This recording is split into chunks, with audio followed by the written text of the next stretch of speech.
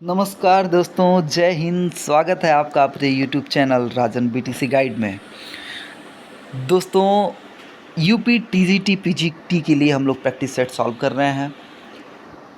दोस्तों, सामाजिक विज्ञान में कुल 4 खंड होते हैं, जिसमें से हम लोग इतिहास और भूगोल इन दोनों का लगातार प्रैक्टिस सेट सॉल्व कर रहे हैं। और हमारी इस श्रृंखला में ये इतिहास खंड का आज 6वां भाग है। दोस्तों, अगर आप पिछला 5 भाग नहीं देखे हैं तो आप जाइए, उसका लिंक मैं डिस्क्रिप्शन बॉक्स में दे रहा हूँ, वहाँ से देख लीजिए और फिर आगे आके कंटिन्यू करिए।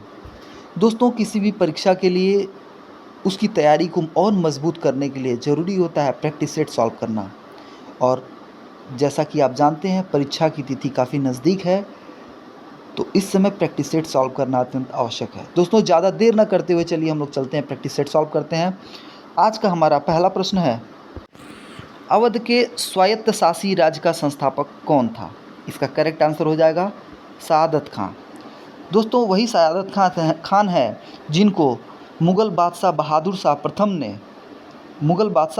प्रथम ने बुरहान उल मुल्क की उपाधि दी थी। नेक्स्ट क्वेश्चन,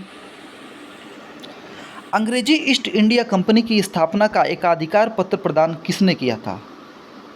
इसका करेक्ट आंसर हो जाएगा महारानी एलिजाबेथ प्रथम ने। दोस्तों, आपको पता होगा 31 दिसंबर सन 1600 को इंग्लैंड की महारानी एलिजाबेथ ने ईस्ट इंडिया कंपनी को 15 वर्षों के लिए पूर्व व्यापार का एकाधिकार आज्ञा पत्र प्रदान किया था। तो इसका करेक्ट आंसर जो हो जाएगा ऑप्शन नंबर बी, एलिजाबेथ प्रथम। नेक्स्ट, भरतपुर का जाट राज्य स्थापित किया था। इसका करेक्ट आंसर हो जाएगा option number A, Chudaman. Option number A, Chudaman. Chudaman Jat ने 1700 ईस्वी में जाट राज्य भरतपुर की स्थापना किया था। आगे चलकर 1756 ईस्वी में सूरजमल जाट इस राज्य का उत्तराधिकारी बनता है। और जो सूरजमल होते हैं उनको जाटों का अफलातून कहा जाता है। किसको? सूरजमल जाट को अफलातून कहा जाता है, जाटों का अफलातून।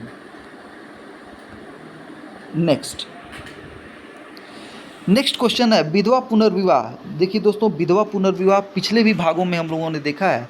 विधवा पुनर्विवाह से प्रश्न, विधवा पुनर्विवाह को प्रोत्साहित करने के उद्देश्य से 1871 ईस्वी में राजमुंद्री स्पेशल रिफॉर्म एसोसिएशन का स्थापना किसने किया था? तो इसका करेक्ट आंसर हो जाएगा option number A,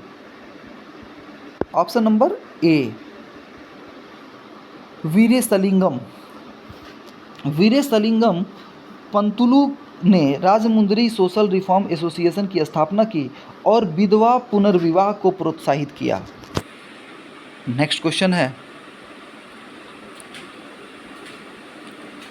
next question मिलान करने वाला है। सूची 1 को सूची 2 से मिलान कीजिए। तो चलिए हम लोग मिलाते हैं। मीरातुल अखबार से आप लोग परिचित होंगे। यह किसका है? राजा राम मोहन राय का है। हिंदू पैट्रियाट, इससे भी आप लोग परिचित होंगे। HC मुखर्जी, हरीशचंद्र मुखर्जी के द्वारा ये लिखा हुआ था। तो हम लोग इस यहाँ पे अगर देखें तो 2 का 4 2 ऑप्शन में मिल रहा है। 2 का 4 2 ऑप्शन में मिल रहा है। तो मीरातुल अखबार किसका है? मीरातुल अखबार राजा राम मोहन राय का हो गया। 2 का 4, इसका मतलब ये ऑप्शन नहीं होगा और ये ऑप्शन नहीं होगा, यानी कि ए और सी में से कोई एक होगा। अब देखते हैं, हिंदू पैट्रियाट किसका है? हरीशचंद्र मुखर्जी का, यानी कि डी में 2 किस में है? इसका मतलब ऑप्शन नंबर सी हमारा करेक्ट आंसर हो जाएगा। Option number C correct answer हो जाएगा। यानी कि दिग्दर्शन किसने लिखा है? मार्क्समैन ने लिखा है। मीरातुल अखबार किसने लिखा है? राजा राम मोहन राय ने लिखा है। स्टेट्समैन किसने लिखा है?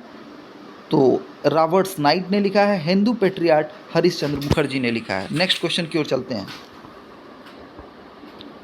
दयाल सिंह मजीठिया का संबंध किससे है? दोस्तों, दयाल सिंह मजीठिया का संबंध किससे है? इसका करेक्ट आंसर जो हो जाएगा वो हो जाएगा, दोस्तों, ये दयाल सिंह मजीठिया जो थे वो आप जानते होंगे, वो बैंकिंग यानी कि आपको पता है पीएनबी बैंक के जो संस्थापक हैं, PNB bank, Punjab national bank, PNB bank है ना, पीएनबी बैंक के जो संस्थापक हैं वो दयाल सिंह मजीठिया हैं। और आपको ये भी पता होगा कि ये एक समाचार पत्र है, उसका भी ये संपादन करते हैं। ठीक है, उस समाचार पत्र का नाम है the Tribune. The Tribune the Tribune the the Tribune के संस्थापक भी यही हैं, संपादन यही करते हैं। तो ये हो गया संबंधित समाचार पत्र से, बैंकिंग से और शिक्षा से। ब्रिटिश नेता नहीं थे, ये गलत है। तो इस यहाँ पे अपना करेक्ट आंसर हो गया option number B, 1 2 3, option number B, Dayal Singh Majithia. ये ध्यान रखिएगा, पीएनबी बैंक से संबंधित है ये। नेक्स्ट क्वेश्चन है, 18वीं सदी के मध्य त्रावणकोट राज्य के निम्नलिखित शासकों में से किसने अपने आधिपत्य की प्रसार वृद्धि की, एक अस्थायी सेना और विवेकपूर्ण प्रशासन स्थापित किया और विदेश व्यापार को प्रोत्साहित किया? तो इसका करेक्ट आंसर जो हो जाएगा वो हो जाएगा महाराजा मार्तंड वर्मा। इसका करेक्ट आंसर हो जाएगा ऑप्शन नंबर सी, महाराजा मार्तंड वर्मा। महाराजा मार्तंड वर्मा, इनका जो शासनकाल था, इनका जो टाइम पीरियड था वो 1706 से लेके 1758 तक था। 1706 से 1758 तक था। नेक्स्ट क्वेश्चन,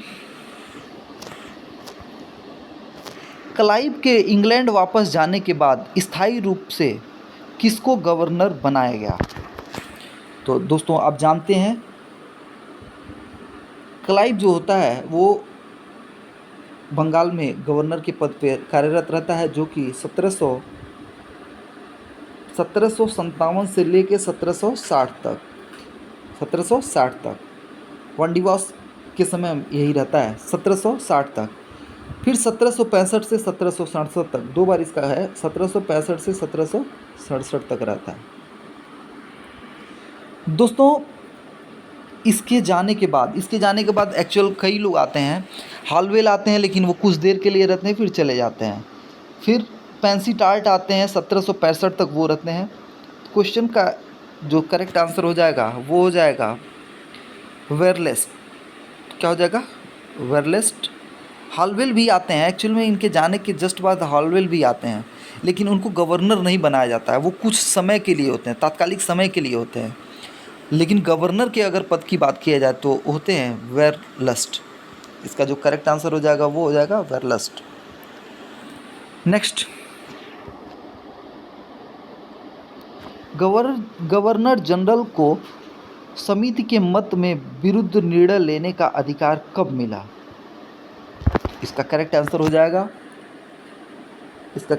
जाएगा ऑप्शन नंबर बी।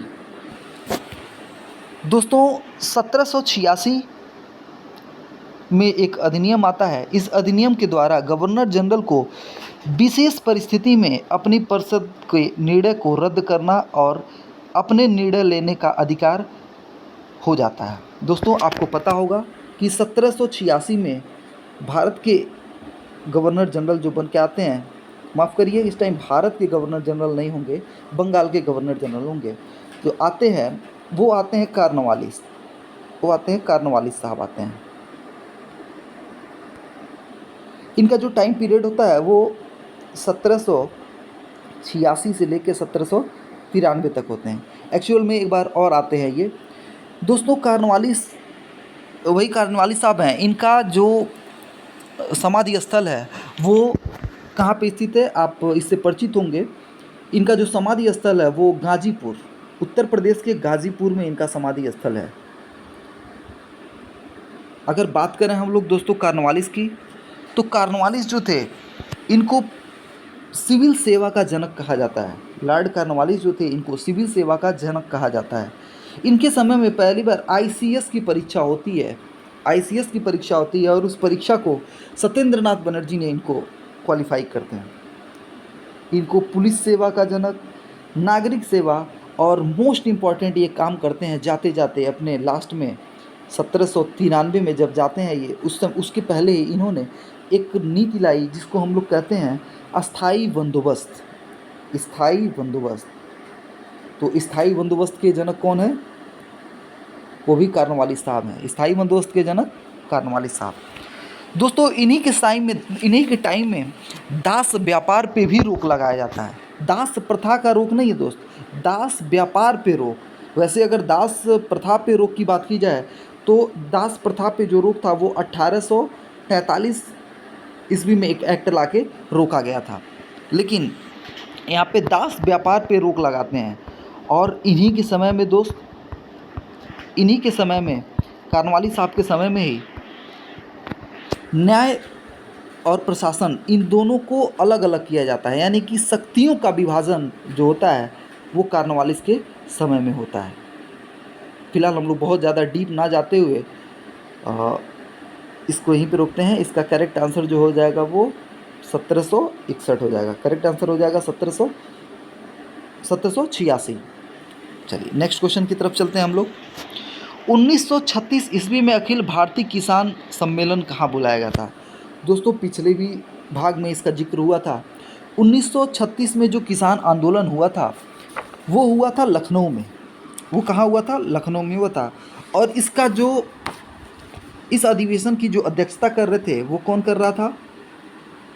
इसकी अध्यक्षता जो कर रहे थे स्वामी सहजानंद सरस्वती जी थे। तो इसका करेक्ट आंसर जो हो जाएगा option number C, Lucknow. Next चलते हैं हम लोग 55 क्वेश्चन पे।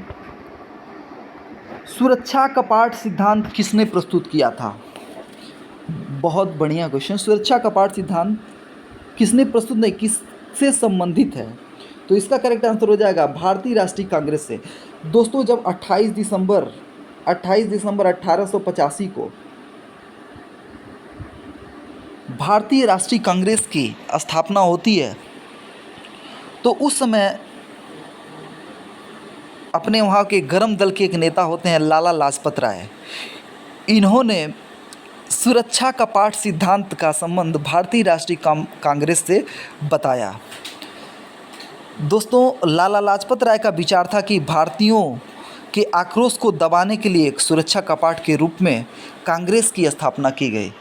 दोस्तों कांग्रेस की स्थापना जब होती है उस समय बहुत सारे ऐसे मत आते हैं, जैसे किसी ने कहा कि ये डफरिन के दिमाग का उपज है, किसी ने कहा सेफ्टी वॉल थियरी है। दोस्तों डफरिन के दिमाग का उपज ये भी लाला लाजपत राय ने ही कहा था। रक्षा हेतु अभय कपाट ये भी लाला लाजपत राय का ही स्टेटमेंट था। और सेफ्टी वॉल थियरी ये भी लाला लाजपत राय का ही स्टेटमेंट था। दोस्तों उस समय जो तत्कालीन वायसराय थे वो लॉर्ड डफरिन थे। उन्होंने कहा कि यह अल्पसंख्यकों का प्रतिनिधि है। और ऐसे ही एक स्टेटमेंट है। दोस्तों ये स्टेटमेंट आपको मैं क्यों बता रहा हूँ, क्योंकि ये स्टेटमेंट दे देता है, अक्सर एग्ज़ामों में देखने को मिलता है और हम लोग गलती करके चले आते हैं, इसीलिए मैंने आपको ये बताया। दोस्तों एक बिपिन चंद्रपाल साहब जो थे इन्होंने इसको याचना संस्था का नाम दिया। और बहुत महत्वपूर्ण है, ये अक्सर पूछता है 3 दिन का तमाशा। अश्वनी दत्त एक क्रांतिकारी थे, इन्होंने भी कहा था कि यह 3 दिन का तमाशा है। और लाला साहब सबसे ज़्यादा स्टेटमेंट लाला जी का ही है, लाला लाजपत राय जी का। इन्होंने कहा था यह शिक्षित भारतीयों की वार्षिक मेला है। चलिए अब ज़्यादा डीप नहीं जाते हैं इस प्रश्न पे, नेक्स्ट क्वेश्चन की ओर चलते हैं। मुस्लिम लीग द्वारा मुक्ति दिवस कब मनाया गया? दोस्तों आपको पता होगा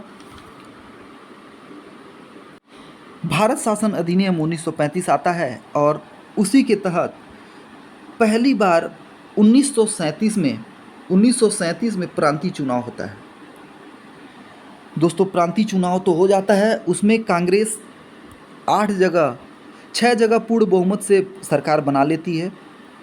फिलहाल तो 8 जगह पे सरकार बनाती है, असम और NWMP में भी अपना सरकार बनाती है। फिलहाल जब सरकार बन जाती है तो उस समय 1939 की अगर हम बात करते हैं तो 1939 में सरकार बने 28 माह हो चुके रहते हैं। उस समय 1939 में जो हिटलर होता है वो पोलैंड पे आक्रमण कर देता है। इसके तहत अंग्रेजियों ने भारतीयों को भी युद्ध में शामिल होने की घोषणा कर दी, और ये जो इनका निर्णय था वो बिना भारतीयों को बताया था। भारतीयों को बताया नहीं इन्होंने कि आप भी वर्ल्ड वार सेकेंड में शामिल हो गए हो। इससे नाराज़ होकर हमारे जो पीएम थे उस समय, जो हमारे तत्काल में जो सीएम होते हैं उसमें उनको पीएम कहा जाता था, जो इन प्रांतों के जो हेड थे उनको पीएम कहा जाता था। तो हमारे सारे पीएम लोगों ने इस्तीफा दे दिया। तो इसी के खुशी के उपलक्ष्य में 22 दिसंबर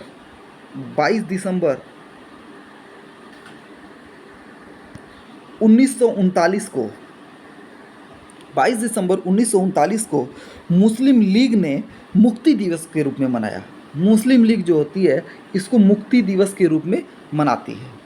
तो इसका करेक्ट आंसर जो हो जाएगा दोस्त, वो हो जाएगा 1939। दोस्तों यहाँ पे एक प्रश्न पूछता है कि डॉक्टर भीमराव अंबेडकर जो होते हैं वो मुक्ति दिवस को किस रूप में मनाते हैं। दोस्तों डॉक्टर भीमराव अंबेडकर जो होते हैं वो मनाते हैं इसको धन्यवाद दिवस के रूप में। किस में मनाते हैं? धन्यवाद दिवस के रूप में मनाते हैं। तो इसका करेक्ट आंसर जो हो जाएगा वो हो जाएगा option number A. Next question हम लोग चलते हैं। गोखले के राजनीति दर्शन का मूल आधार क्या था? तो इसका करेक्ट आंसर हो जाएगा ऑप्शन नंबर सी, भारतीय जनमत को जागृत करने में विश्वास रखना। दोस्तों जो गोपाल कृष्ण गोखले थे वो महात्मा गांधी के राजनीतिक गुरु थे। तो इनका जो ये सोच था, उनका ये सोच ये था कि अगर हमको स्वतंत्रता चाहिए तो कहीं ना कहीं हमको भारतीयों को जागृत करना होगा। इसी इसी सिलसिले में इन्होंने महात्मा गांधी को भी यह निर्देश दिया था, यह आदेश दिया था, चूंकि उनके गुरु थे। उन्होंने उनको बताया था कि आप जनमत को, आप अकेले नहीं कुछ कर सकते हो, आप जनमत को जागृत करो। जब तक जन जन इसका आह्वान नहीं करेगा तब तक हमें स्वतंत्रता नहीं मिल सकती है। हालांकि गोपाल कृष्ण गोखले साहब जो थे ये नरम दल के नेता थे। चलिए नेक्स्ट क्वेश्चन की तरफ चलते हैं हम लोग। प्रथम ट्रेड अधिनियम कब पारित हुआ? तो इसका करेक्ट आंसर हो जाएगा ऑप्शन नंबर सी, 1926 में। प्रथम ट्रेड अधिनियम वर्ष 1926 में पारित हुआ। इसके अंतर्गत मजदूरों को हड़ताल करने की कानूनी मान्यता मिल गई, किंतु उनके राजनीतिक गतिविधियों में भाग लेने पर प्रतिबंध लगा दिया गया। चलिए नेक्स्ट क्वेश्चन, माफ करिएगा, नेक्स्ट क्वेश्चन। मंगल पांडे ने किसको गोली मारी थी? अच्छा, किसको गोली मारी थी ये ध्यान देखिएगा, गोली मारी थी। वैसे तो इन्होंने बाघ की भी हत्या की थी। चलिए इसका ऑप्शन है बाघ, ऑप्शन बी है फिनिश, हियर से और मिचेल।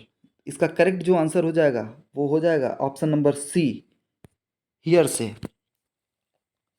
29 मार्च 1857 को 34वीं रेजिमेंट बैरकपुर के सिपाही मंगल पांडे ने लेफ्टिनेंट बाघ की हत्या कर दी और मेजर सर्जेंट हियरसे को गोली मार दी, और इसी के लिए इनको 8 अप्रैल 1857 को बहुत जल्दी 29 मार्च को ये हत्या करते हैं, गोली मारते हैं, और 8 अप्रैल को इनको सजा दे दी जाती है। 8 अप्रैल 1857 को। चलिए नेक्स्ट क्वेश्चन है। 1881 ईस्वी का प्रथम फैक्ट्री अधिनियम मुख्यतः किससे संबंधित था? तो इसका करेक्ट आंसर जो हो जाएगा वो हो जाएगा ऑप्शन नंबर बी, बाल मजदूर से। किससे था? बाल मजदूर से। नेक्स्ट, गुट निरपेक्ष आंदोलन के प्रथम शिखर सम्मेलन के विषय में निम्नलिखित में से क्या सही है? क्या सही नहीं है? ध्यान रखिएगा दोस्त, ऐसे एग्जाम में बहुत ज़्यादा गलती होती है। जब भी हमको ये निगेटिव वाले क्वेश्चन मिल जाए, नहीं, तुरंत उसको अंडरलाइन कर लेना चाहिए। चलिए, तो इस यह सम्मेलन काहिरा यानी कि कैरो में हुआ था। जवाहरलाल नेहरू एवं सुकर्णो ने इसमें भागीदारी की थी। शिखर सम्मेलन के समय शीत युद्ध अपने चरमोत्कर्ष पर था। विश्व शांति एवं सुरक्षा सुदृढ़ीकरण पर इसमें चर्चा हुई थी। दोस्तों, अगर बात की जाए इसके करेक्ट आंसर की, तो वो हो जाएगा ऑप्शन नंबर ए। क्यों? प्रथम गुट निरपेक्ष शिखर सम्मेलन का आयोजन वर्ष 1961 में यूगोस्लाविया में हुआ था। यूगोस्लाविया की राजधानी बेलग्रेड में हुआ था। कहाँ पर हुआ था? बेलग्रेड में होता है। अतः इसके हिसाब से अगर हम लोग देखते हैं तो विकल्प ए जो होता है वो सही नहीं है, क्योंकि जो उसका जो पहला सम्मेलन हुआ था वो कहाँ हुआ था? बेलग्रेड में हुआ था। बाकी तो सारा सही ही है। क्यों सही है? क्योंकि ये जवाहरलाल नेहरू, ठीक है, सही है। शिखर सम्मेलन के समय में शीत युद्ध चल ही रहा था उस टाइम, ये भी सही है। विश्व शांति एवं सुरक्षा को सुदृढ़ करने पर इस पर चर्चा की गई थी, ये भी सही है।